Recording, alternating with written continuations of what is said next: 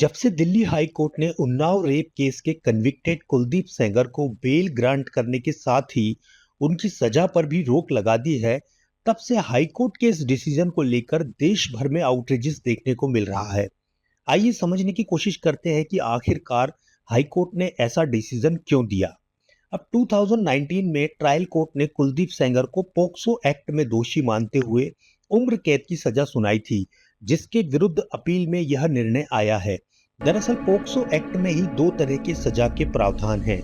Number एक, under section 4 of POCSO act, जब अपराध सामान्य व्यक्ति के द्वारा किया हो तो मिनिमम 7 ईयर की सजा, जिसे कि संशोधित करके 2019 में 10 साल कर दिया गया था। और नंबर दो, under section 5 of POCSO act, जब अपराध किसी पब्लिक सर्वेंट, पुलिस, सेना या किसी सरकारी व्यक्ति के द्वारा किया गया हो तो मिनिमम 10 साल का सजा का प्रावधान था, जिसे कि संशोधित करके 2019 में मिनिमम 20 ईयर से लेकर उम्र कैद तक कर दिया गया।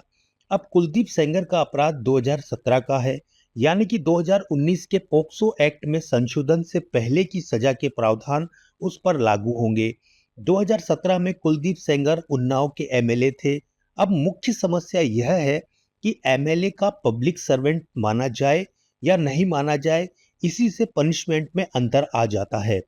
पूर्व की आईपीसी और सीआरपीसी के सेक्शंस एमएलए को पब्लिक सर्वेंट नहीं मानते हैं, लेकिन prevention of corruption act MLA को एक पब्लिक सर्वेंट के तौर पे ही ट्रीट करता है और मानता है। अब दिल्ली हाई कोर्ट ने एमएलए को पब्लिक सर्वेंट नहीं माना, और चूंकि 2019 के पोक्सो एक्ट में संशोधन से पूर्व की जो मिनिमम सजा थी, यानी कि 7 साल, उससे अधिक समय सेंगर साहब जो है वो जेल में बिता चुके हैं, तो इस आधार पर उन्हें संविधान के मौलिक अधिकार के तहत अनुच्छेद 21 में जीवन और व्यक्तिगत स्वतंत्रता से वंचित नहीं किया जा सकता, और इसी टेक्निकल ग्राउंड पर सेंगर को बेल दी गई है।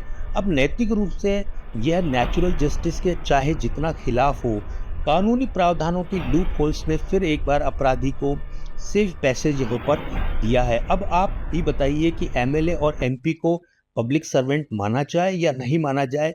Please make your comments below.